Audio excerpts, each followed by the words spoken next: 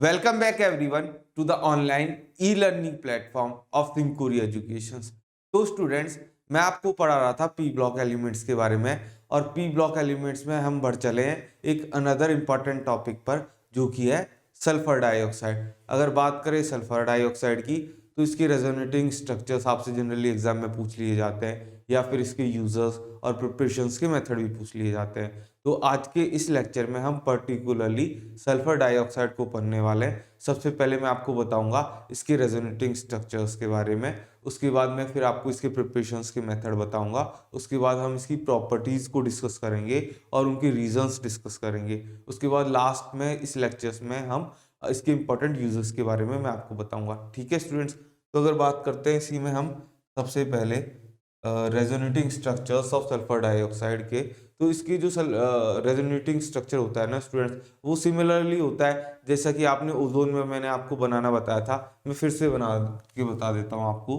ये सल्फर है, एक में डबल बॉन्ड ओ और ओ लगा दो, और जो दूसरा स्ट्रक्चर बनेगा ना स्टूडेंट्स, उसमें आप सिर्फ डबल बॉन्ड को इंटरचेंज कर दो। और कहाँ पर कितने लोन पेयर होते हैं ये मैंने ओजोन में भी बताया था, और मैं यहाँ पे भी बता देता हूँ। जहाँ पर आपके ऑक्सीजन में डबल बॉन्ड लगा हुआ है, जहाँ पर आपके ऑक्सीजन में डबल बॉन्ड लगा हुआ है, वहां पर दो लोन पेयर होंगे। कितने लोन पेयर होंगे? दो।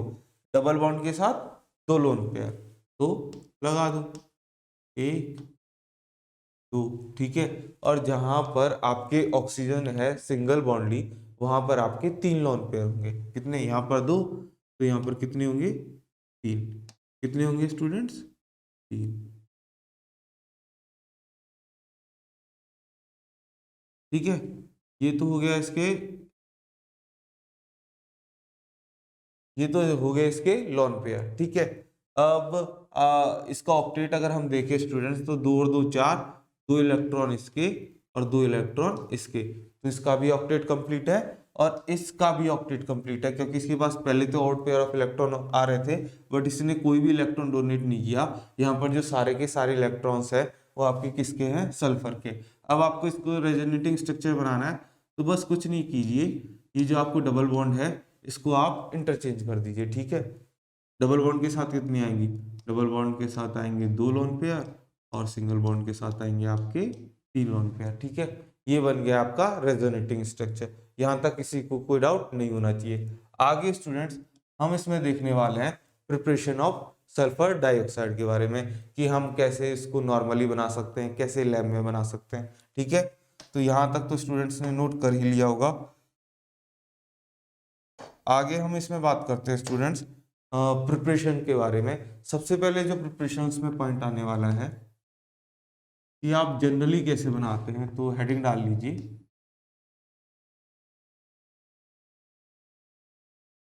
प्रिपरेशन। ठीक है स्टूडेंट, तो जनरली तो जब आपका जो सल्फर है उसको आप ऑक्सीजन के साथ हीट करते हैं, तो आपको सल्फर डाइऑक्साइड मिल जाती है। और मैंने आपको पहले के लेक्चर्स में भी बता रखा है कि अगर SO2 से आपको SO3 बनानी है, तो आप वापस से ऑक्सीजन के साथ इसको रिएक्ट करवाइए। और V2O5 कैटेलिस्ट है। ये क्वेश्चन बहुत बार मैं आपको क्लास में बता रहा हूँ, मैं आपको फिर बता देता हूँ कि अगर आप जनरल बनाना चाहते हो फर्स्ट, तो क्या होगा स्टूडेंट्स? जनरली अगर आप बनाना चाह रहे हो, तो जो आपका सल्फर है वो आप ऑक्सीजन के साथ रिएक्ट करवा देते हैं, तो आपको आपकी सल्फर डाइऑक्साइड गैस मिल जाती है। ठीक है, इसी को अगर आप वापस से ऑक्सीजन के साथ रिएक्ट करवाते हैं, तो आपको SO3 मिल जाती है। और ये जो कैटेलिस्ट इसमें यूज आता है, क्योंकि ये जो रिएक्शन होती है ना स्टूडेंट्स, ये बहुत ही स्लो होती है, तो V2O5 कैटेलिस्ट का यूज आता है। ठीक है, ये तो हो गया आपका जनरल तरीका। अब सेकंड जो इसमें तरीका होता है ना स्टूडेंट्स, कि आप लैब में कैसे बना सकते हैं, कि आप लैब में कैसे बना सकते हैं। ठीक है, तो अगर बात की जाए लैब प्रिपरेशंस के मेथड की, तो जो आपका सल्फाइड होता है उसको ट्रीट किया जाता है डाइल्यूट सल्फरिक एसिड के साथ। किसके साथ? डाइल्यूट सल्फरिक एसिड के साथ। लैब में अगर आपको बनाना है, तो जो आपका सल्फाइड है, ठीक है, वो डाइल्यूट सल्फरिक एसिड, ठीक है, इसके साथ डाइल्यूट सल्फ्यूरिक एसिड के साथ ट्रीट किया जाता है।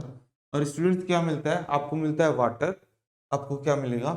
आपको मिलेगा H2O और आपको मिल जाएगी आपकी SO2 गैस। ठीक है, SO2 गैस। ये तो हो गया आपका लैब प्रिपरेशन का तरीका। यहाँ पर आपने क्या किया? आपने सल्फाइड को ट्रीट किया डाइल्यूट सल्फ्यूरिक एसिड के साथ। किसके साथ ट्रीट किया? डाइल्यूट सल्फ्यूरिक एसिड के साथ। तो आपको क्या मिला? आपको वाटर मिल जाएगा और आपको आपकी SO2 गैस मिल जाएगी। अब इसमें ही हम थर्ड प्रोसेस देखने वाले हैं स्टूडेंट्स। वो देखने वाले हैं कि अगर आपको इंडस्ट्री में से बनाना है तो आप कैसे बना सकते हैं। यहाँ पर आपने सल्फाइड को ट्रीट किया था, नेक्स्ट में आपको सल्फाइड और को ट्रीट करना पड़ेगा। थर्ड जो पॉइंट है स्टूडेंट्स वो रहेगा कि आप इंडस्ट्रियली इसे कैसे बना सकते हैं। ठीक है, तो इंडस्ट्रियली आप कैसे बना सकते हैं? Roasting of sulphide ores. कैसे? Roasting of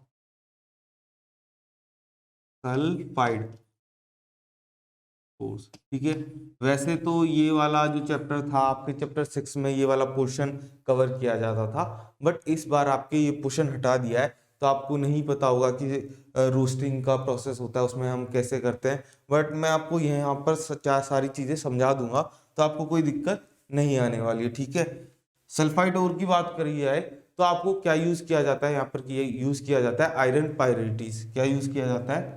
FeS2। ठीक है, रोस्टिंग का मतलब कुछ नहीं होता, सिर्फ ऑक्सीजन, एक्सेस ऑक्सीजन का यूज कर कर उसे हीट किया जाता है। तो ऑक्सीजन ऐड कर दो, मिलेगा क्या? आयरन के ये ऑक्साइड बना देता है। मतलब जो आपका सल्फाइड और था उसको आपने ऑक्सीजन के साथ रिएक्ट करवाया और आपको क्या मिल जाएगी? आपको आयरन की ऑक्साइड मिल जाएगी और क्या मिलेगा? आपको SO2 गैस मिल जाएगी। आपको क्या मिल जाएगा? आपको मिलेगा Fe2O3 प्लस SO2। ठीक है, ये तो बात हो गई रिएक्शन की। अगर आपको इसको बैलेंस करना है तो सिंपल ये 4 आ जाएगा, यहाँ 11, 2, 8। आप देख सकते हैं ये रिएक्शन भी बैलेंस हो गई होगी। तो स्टूडेंट्स ये मैंने आपको प्रिपरेशंस के सारे मेथड बता दिए, जनरली आपको कैसे प्रिपेयर करना है। लैब में अगर आपको बनाना है तो आप सल्फाइड ओर के साथ डाइल्यूट सल्फ्यूरिक एसिड को रिएक्ट करवाइए और आपको वाटर और आपकी सल्फर डाइऑक्साइड मिल जाएगी। अगर आप इंडस्ट्रियली बनाना चाहते हैं तो आप आयरन, ये क्या है आपका? ये है आपका आयरन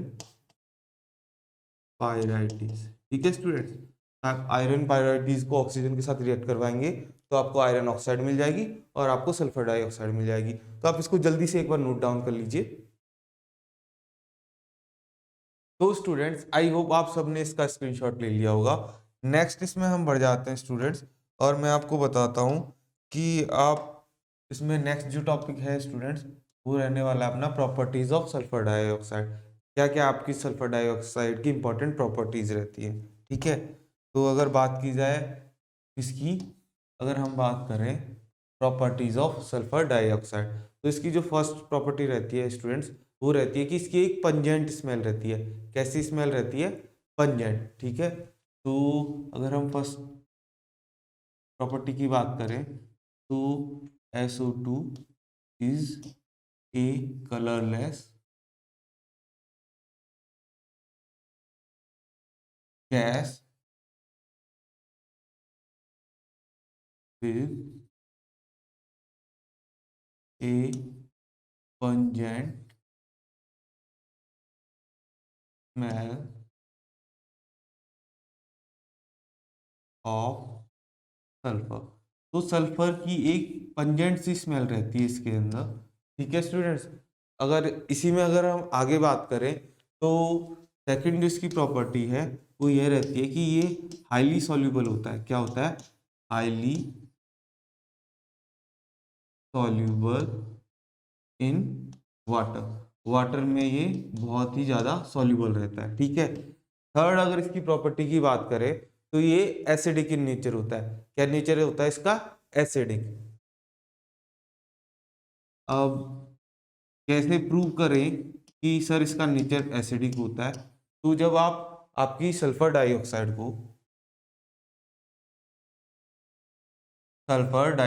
को पानी से रिएक्ट करवाते हैं तो आपको क्या मिलता है, आपको मिलता है H2SO3, H2SO3। ठीक है स्टूडेंट्स, मतलब आपको मिलता है सल्फरस एसिड। क्या मिलता है आपको, आपको मिलता है सल्फरस एसिड। और अगर वाटर से रिएक्ट करने पर आपको एसिड मिलता है तो आपका नेचर कौन सा हो जाता है, एसिडिक नेचर हो जाता है। इसी में एक इंपॉर्टेंट प्रॉपर्टी है स्टूडेंट्स, वो है आपका कि ये ऐसे रिड्यूसिंग एजेंट भी काम करता है। ठीक है, रिड्यूसिंग एजेंट भी काम करता है। और ये जो इसकी प्रॉपर्टी रहेगी ये होती है स्टूडेंट्स कि ये ऑक्सीडाइजिंग एजेंट भी बिहेव करता है।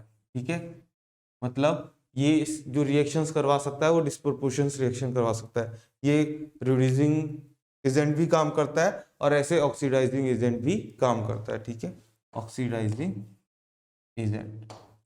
अगर रिड्यूसिंग में हम बात करें तो ये क्या करता है स्टूडेंट्स, आपका जो आयरन होता है Fe3+, उसको अगर आप एक्वस मतलब SO2 सल्फर डाइऑक्साइड और हाइड्रोजन के साथ अगर रिएक्ट करवाते हैं तो इसको ये रिड्यूस कर देता है Fe2+ में, और आपको क्या मिल जाता है, आपको SO4 2- मिल जाता है और आपको 4H+ मिल जाता है। एक्चुअली ये जो H+ होता है ये होता है नेसेंट हाइड्रोजन, और इसी की वजह से रिडक्शन हो जाता है और आपका Fe3+ Fe2+ में कन्वर्ट हो जाता है। ये जो आपका कंपाउंड इनिशियली होता है ये होता है कलरफुल, ठीक है, और बाद में ये हो जाता है कलरलेस। क्या हो जाता है स्टूडेंट्स, ये हो जाता है कलरलेस।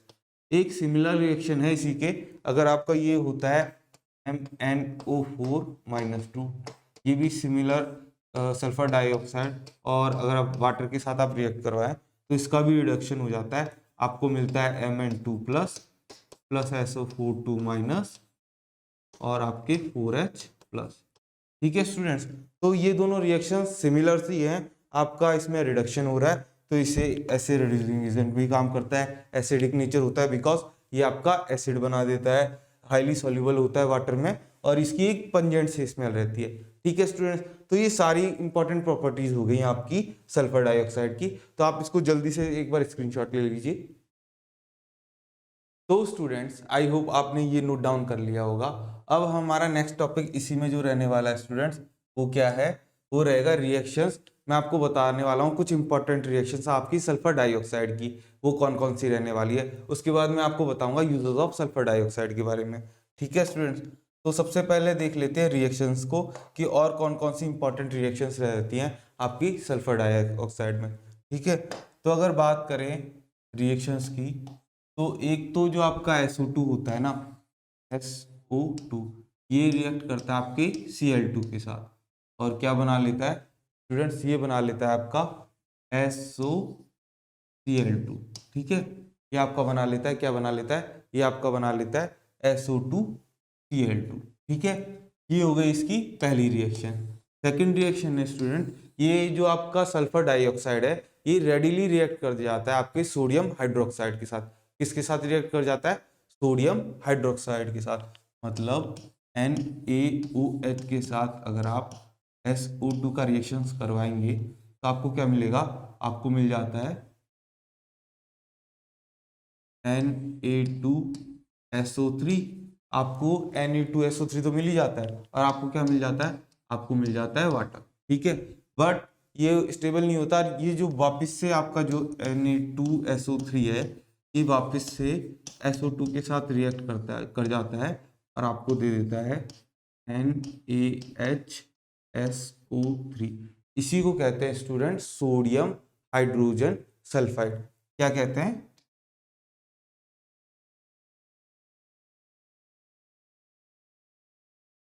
Sodium hydrogen sulphide.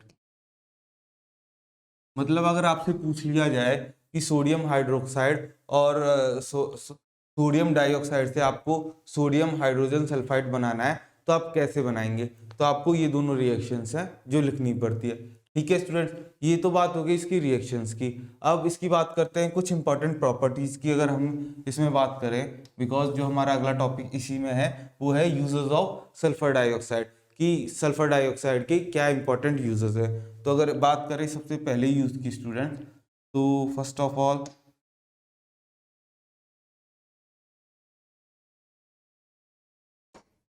जो इसका फर्स्ट यूज रहता है ना स्टूडेंट्स, वो रहता है कि ये ऐसे सॉल्वेंट यूज आता है। क्या यूज आता है?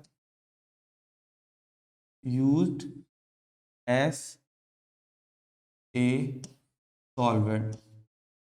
ठीक है, जो आपके ऑर्गेनिक और इनऑर्गेनिक केमिकल्स होते हैं उनको डिसॉल्व करने के लिए जो आपका SO2 है वो यूज आता है। Used as a solvent for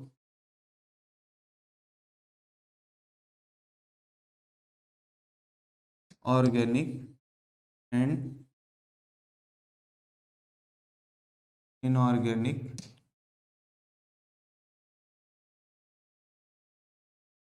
chemicals. ठीक है, सेकंड जो इसका इंपॉर्टेंट यूज है स्टूडेंट्स, वो है कि ये रिफाइनिंग के काम आता है आपके पेट्रोलियम और शुगर के। Used in the